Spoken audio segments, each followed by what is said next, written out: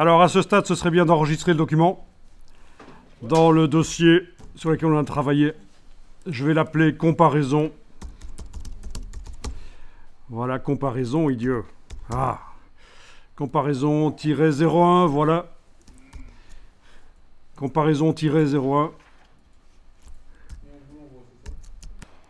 Alors, à ce stade, regardez, ne faites pas. Si je vais dans Objet, Ajustement, Remplir le bloc proportionnellement, j'obtiens ça.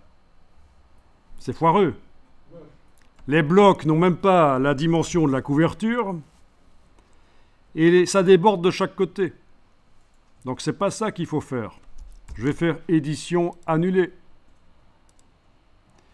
Par contre, ce qu'il faut faire, c'est que les blocs aillent se redimensionner par rapport à leur contenu.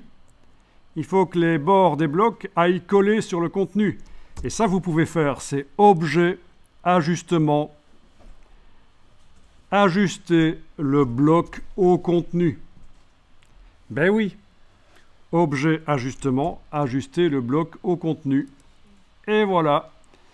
Les blocs sont venus se coller sur le contenu.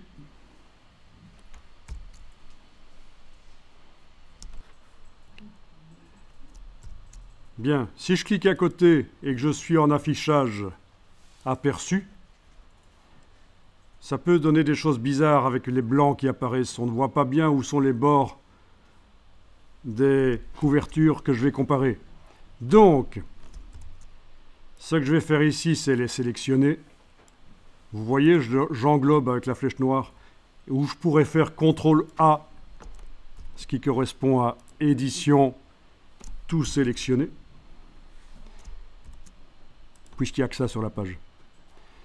Et alors, dans la case contour ici, je vais indiquer que je veux du noir. Je vais aller chercher dans fenêtre couleur nuancier, le noir.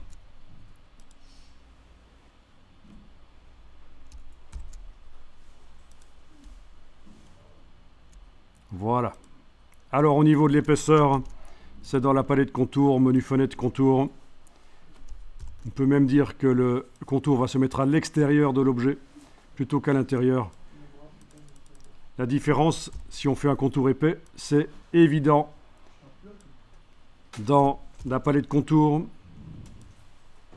oui, il faut peut-être faire apparaître les options. La palette contour, elle est minuscule comme ça chez vous? Sinon, c'est ici. Afficher les options. Voilà.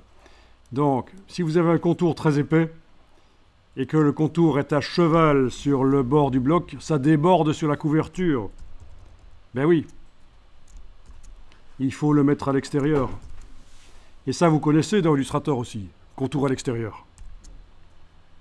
Donc la différence, c'est quand même intéressant. Je vais le faire un peu moins épais quand même, voilà. OK. Et là, je peux enregistrer. Fichier enregistré sous. Je vais l'enregistrer sous un autre numéro pour les archives ici, pour montrer qu'il y a eu un travail sur le document. Voilà donc vos 5 couvertures. Il faut décider laquelle vous allez continuer à travailler. Une fois que vous aurez décidé laquelle vous allez continuer à travailler, on va travailler sur ces choses-là. On va mettre du texte. Alors si vous avez effacé ces choses-là, on en refera facilement. Par la méthode justement qu'on a vue, ou par une autre méthode peut-être. On refera 3 images comme ça. On mettra du texte. Et aussi, on ira faire du travail dans Photoshop sur les images pour faire des variantes au niveau de la couleur. Qu'est-ce que ça donne quand on modifie un peu les couleurs? Qu'est-ce que ça donne si, par exemple, le fond ici bleu chez moi devenait gris, mais pas l'œil de l'oiseau qui va rester bleu? Enfin voilà, plein de choses à tester avec Photoshop en renfort de InDesign pour faire la couverture.